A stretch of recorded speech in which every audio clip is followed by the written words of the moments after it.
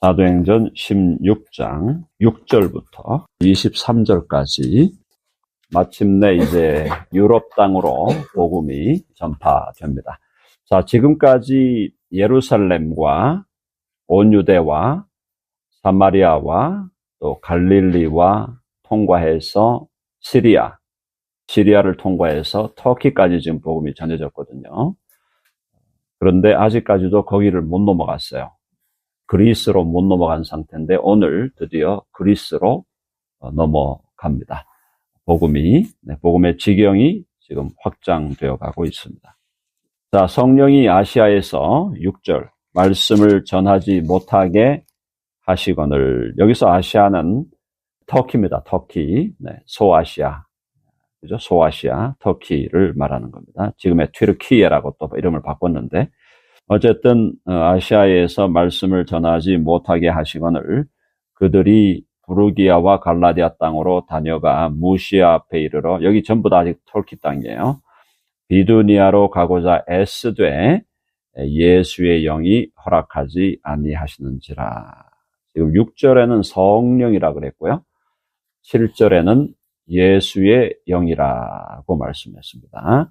성령과 예수의 영, 사실은 동일한 분이시죠. 성령은 예수의 영이라고도 불리신다는 겁니다. 자, 그래서 예수의 영이 허락하지 아니하시는지라. 자, 그런 상황에서 환상을 보여주십니다. 자, 무시아를 지나 드로아로 내려갔는데 밤에 환상이 바울에게 보이니 마게도냐 사람, 마게도냐가 바로 그리스의 북부예요. 그러니까 그리스로 치면은 북한이 마게도냐입니다. 마게도냐. 그리스 땅의 북한이 마게도냐다. 그렇게 이해하시면 됩니다. 남쪽은 아가야라 그래요. 아가야.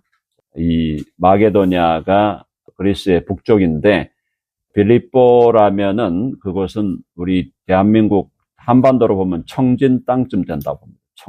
청진항쯤 되는 도시예요. 자, 그래서 밤에 환상이 바울에게 보이니 마게도냐 사람 하나가 서서 그에게 청하여 이르되 마게도냐로 건너와서 우리를 도우라 하거늘. 해봅시다. 우리를 도우라. 네, 와서 복음을 전해 달라는 거죠. 마게도냐 땅으로 와달라. 이제 그리스 땅으로 좀 넘어와 달라 이겁니다. 정식 유럽으로 이제 넘어와 달라. 자, 그래서 마게도냐로 건너와서 우리를 도우라 하거늘. 바울이 우리가 이제 9월에 터키와 그리스로 가면 요걸 우리가 경험하게 됩니다. 터키에서 그리스로 넘어가는 그 넘어감을 우리가 경험하게 되는데 터키 땅과 그리스 땅을 함께 밟게 되죠. 마게도냐로 건너와서 우리를 도우라 하거늘. 바울이 그 환상을 보았을 때 우리가 곧 마게도냐로 떠나기를 힘쓰리. 지금 여기 보면 갑자기 지금 주어가 우리가 됐잖아요. 우리라는 주어를 쓰고 있는 거는 누가가 바울팀에 지금 합류를 한 겁니다. 합류를. 이전까지는 바울팀에 들어오질 않았어요. 아직 누가가. 지금 여기서 우리라고 하는 거는 누가가 바울팀에 합류했기 때문에 이제 같이 움직이고 있는 겁니다. 그래서 우리라는 말을 여기서 쓰고 있다. 그전에는 사도행전 앞부분에는 우리라는 말이 안 나옵니다. 네, 재밌죠? 여기서 일단 지금 누가는 이 책을 기록한 기자이면서도 지금 여기 바울과 함께 전도 여행을 함께 하고 있는 참가자로 쓰고 있는 것이죠. 자, 그래서 바울이 그 환상을 10절 보았을 때 우리가 곧 마게도냐로 떠나기를 힘쓰니 이는 하나님이 저 사람들에게 복음을 전하라고 우리를 부르신 줄로 인정함이로라. 환상에서 마게도냐 사람이 나타나서 마게도냐로 건너와서 우리를 도우라. 그래서 마게도냐로 건너가게 됩니다. 사실은 현재 터키의 수도인 이스탄불에서 이 마게도냐 땅으로 넘어가는 거는 사실 해협 하나를 넘어가는 거거든요. 강 하나를 넘어가는 거니까 굉장히 짧은 거리인데도 불구하고 그 시대에는 굉장히 멀어 있는, 문화적으로나 모든 면에서 먼 공간이 있는, 갭이 있는 지역이 있는데 이제 거기를 넘어가게 되는 것입니다. 자, 그래서 저 사람들에게 복음을 전하라고 우리를 부르신 줄로 인정하미로라. 11절 보니까 우리가 드로아에서 배로 떠나 사모드라게로 직행하여 이튿날 네아폴리로 가고 거기서 빌립보에 이르니 이는 마게도냐 지방의 첫 성이요. 그 다음에 또 로마의 식민지라.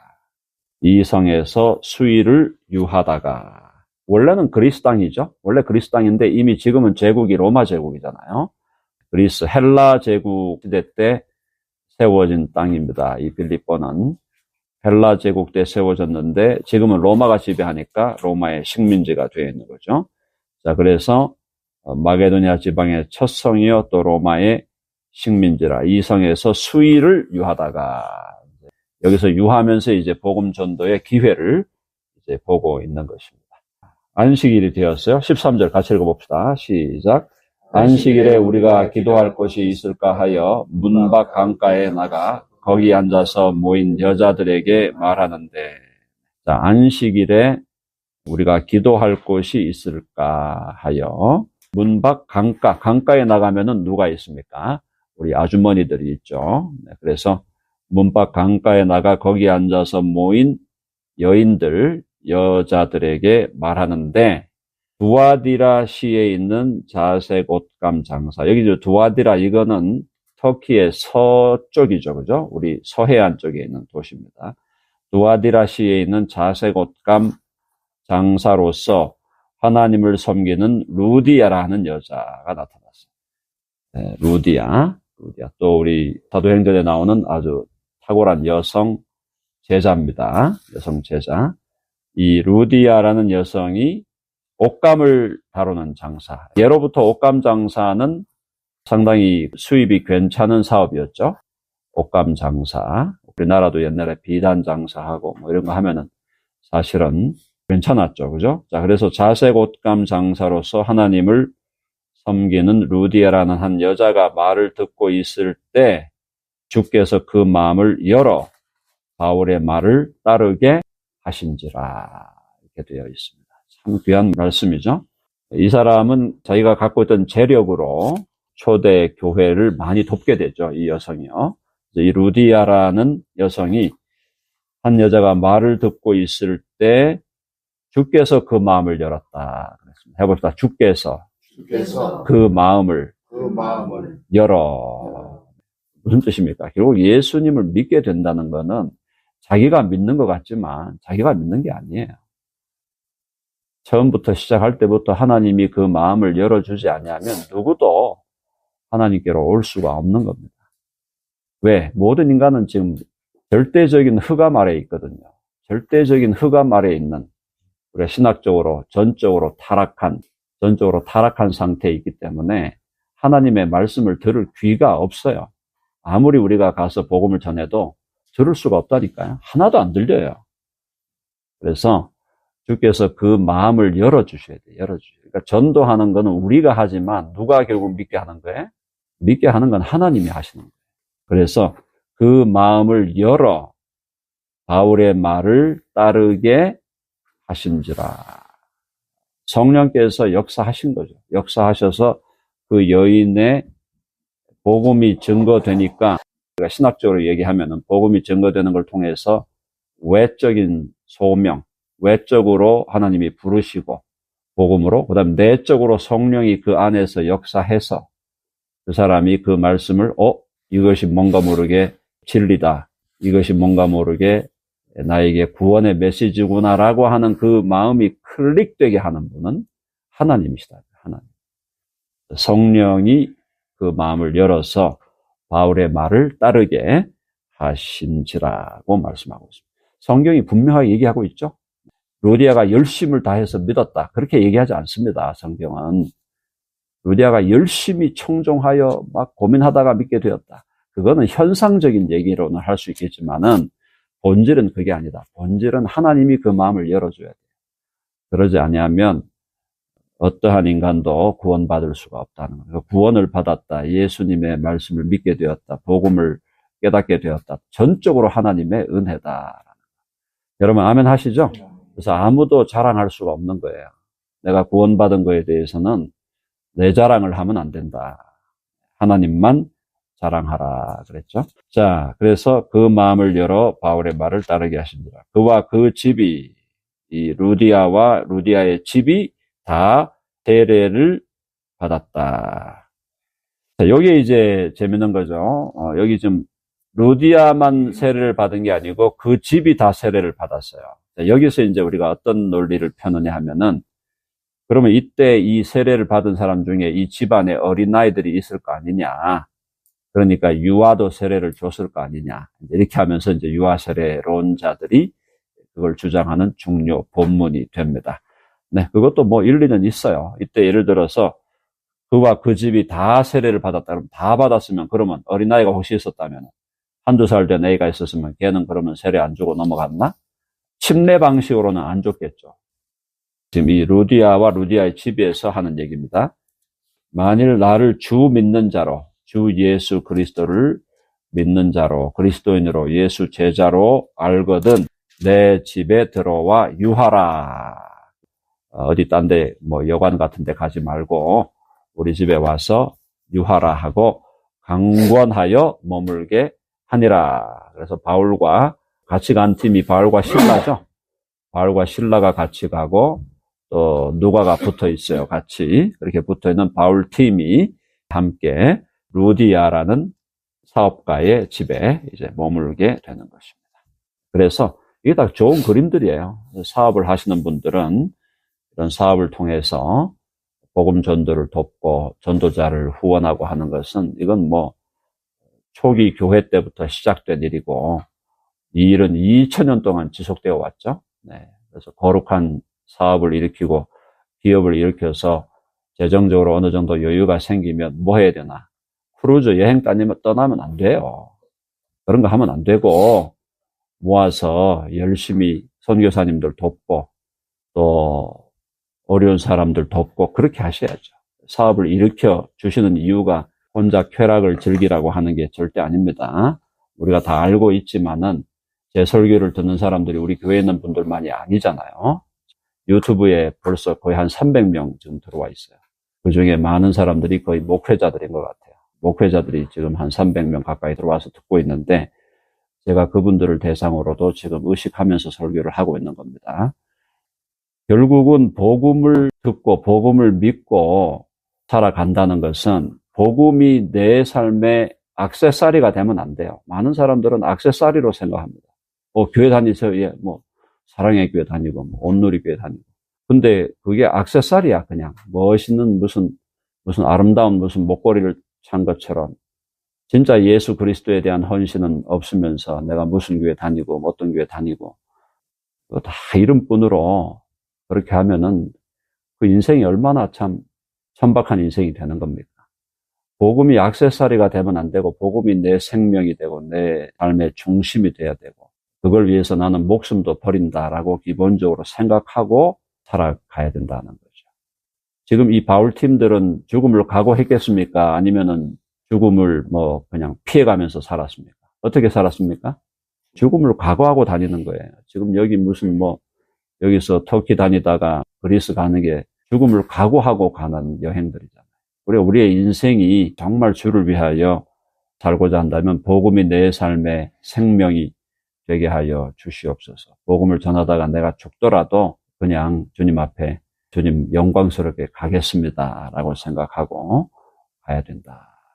강권하여 머물게 되었습니다. 자, 그 다음에 근데 이제 참 흥미로운 것은 이렇게 결단하고 가는데 항상 뭐가 온다는 거예요?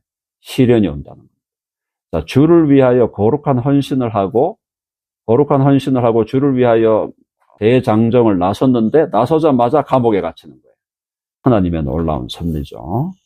우리가 16절 우리가 기도하는 곳에 가다가 점치는 귀신 들린 여종 하나를 만나니 점으로 그 주인들에게 큰 이익을 주는 자라. 동자 귀신. 여기는 여자이니까 동녀 귀신 여기 있습니다. 귀신 들린 여종 하나를 만나니 점으로 그 주인들에게 큰 이익을 주는 자라. 무속인들이 한국에만 있는 게 아니죠. 무속인들이 온 세계에 다 있습니다. 온 곳에 다 있습니다. 자, 그가 바울과 우리를 따라와, 바울팀이에요. 소리질러 이르되 이 사람들은 지극히 높은 하나님의 종으로서 구원의 길을 너희에게 전하는 자라 하며. 무당이 먼저 한다 그러잖아요. 무당이 먼저 합니다. 예수 믿는 사람인지 아닌지 무당 앞에 서보면 안다 그러잖아요. 자, 이 사람들은 지극히 높은 하나님의 종으로서 구원의 길을 너희에게 전하는 자라. 이건 맞는 말이죠? 맞는 말을 했는데, 맞는 말을 했지만 뭡니까? 이 말을 하는 이 사람의 의도는 진실이나 진리가 의도가 아니죠. 자, 이 사람들은 지극히 높은 하나님의 종으로서 구원의 길을 너희에게 전하는 자라 하며 따라와 소리를 지르는데, 이게 이제 바울을 괴롭힌 거였어요. 이게 뭐 칭찬한 게 아니고 18절요. 읽어보겠습니다. 시작. 이같이 여러 날을 하는지라 바울이 심히 괴로워하여 돌이켜 그 귀신에게 이르되 예수 그리스도의 이름으로 내가 네게 명하노니 그에게서 나오라 하니 귀신이 즉시 나오니라. 이 동자에 들어가 있던 귀신이죠.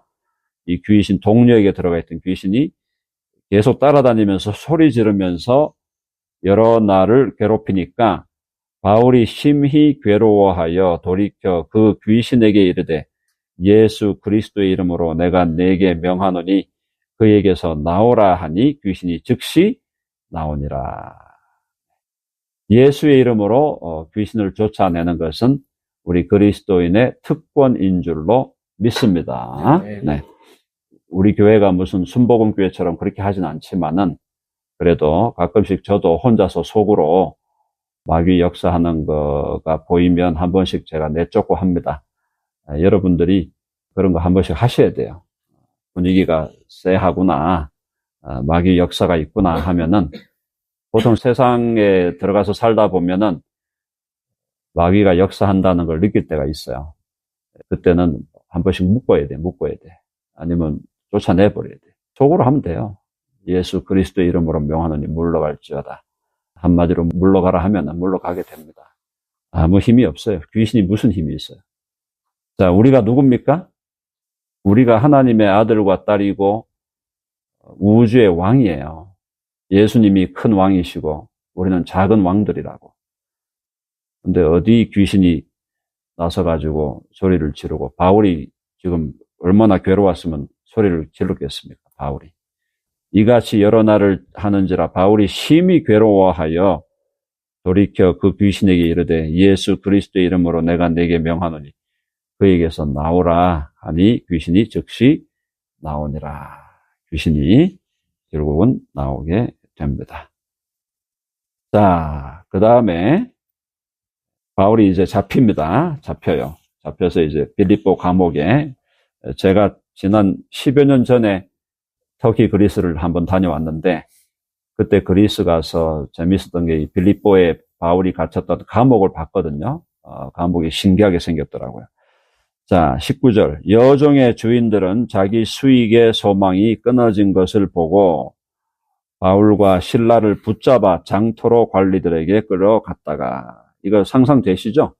그러니까 이 동료를 활용해서 돈 벌고 있던 이 사람들이, 동료가 이제 귀신이 나가버리니까 점도 못 치고 하니까 이제 수입이 끊어진 거죠. 끊어지니까 바울과 실라를 붙잡아 장토로 관리들에게 끌어갔다가 상관들 앞에 데리고 가서 말하되, 이 사람들이 유대인인데 여기는 어느 땅입니까? 빌립보죠. 네, 그리스 땅이에요. 유대인이 그리스 땅에 와가지고 엉뚱한 짓을 한다. 당장 돌 맞아 죽을 수 있죠. 자, 유대인인데 우리 성을 심히 요란하게 하여 로마 사람인 우리가 받지도 못하고 행하지도 못할 풍속을 전한다 하거늘 무리가 일제히 일어나 고발하니 상관들이 옷을 찢어 벗기고 매로 치라 하여, 많이 친 후에, 매를 많이 맞은 겁니다. 지금 바울과 실라와 누가가 많이 친 후에 옥에 가두고 간수에게 명하여 든든히 지키라 하니. 결국 세상 사람들이 예수 믿는 자를 핍박하는 것은 여러 이유가 있지만 그냥 미워서 핍박하는 경우도 있습니다. 예수 안 믿는 사람들이 예수 믿는 사람 보면요, 그냥 미워요. 그런 사람들도 있고, 저거 뭔데 하면서 그냥 미워하는 경우가 있고, 아니면은 자기 이익을 건드리니까. 지금 여기서 완전히 지금 수입이 깨져버렸잖아요. 그러니까 이익을 건드리니까 잡아가지고 지금 감옥에 가두어 버렸는데, 감옥에 가두는데 많이 맞았잖아요. 네. 22절 다시 보면 무리가 일제히 일어나 고발하니 상관들이 옷을 찢어 벗기고 매로 치라 하여 많이 친 후에 옥에 가두고 간수에게 명하여 든든히 지키라 하였다. 네, 오늘 여기까지만 보겠습니다. 자, 결국은 사도행전에서 지금 마게도냐로 그리스로 넘어가는데, 그리스로 넘어가서 빌립보로 갔는데 거기서 이제 복음을 전하려고 이제 하는 상황인데, 결국은 다시 붙잡혀 매를 맞고 감옥에 갇히는 바울과 실라, 그리고 그 현장에 있었던 누가 등등등. 근데 이제 뒤에 나오는 얘기 보면은 감옥에는 바울과 실라가 있었다 하는 거 보면 누가는 감옥행은 피했던 것 같아요. 보니까 누가는 감옥행은 들어가지 않았고 밖에서 이제 바울과 실라를 돕는 그런 역할을 했던 것 같습니다. 네, 어쨌든 우리가 가끔씩 인생을 살면서 오해하는 것은 예수님을 믿고 그의 나라와 그의 의를 위하여 결단하고 선한 일을 시작을 했는데 갑자기 방해가 오고, 갑자기 그것 때문에 시련이 오고, 갑자기 그것 때문에 감옥에 갇히거나 뭐 장애가 된다거나 무슨 중병을 앓게 된다거나 또 인간관계가 깨진다거나 온갖 일들이 벌어지기 때문에 우리는 이렇게 선한 의도를 가지고 하는데 왜 하나님은 이렇게 우리 일을 바로 번성케 하지 아니하시고 이런 시련을 주시나. 우리가 이런 생각하면은 가끔씩 용기도 나지 않고 낙심할 때도 있는데요.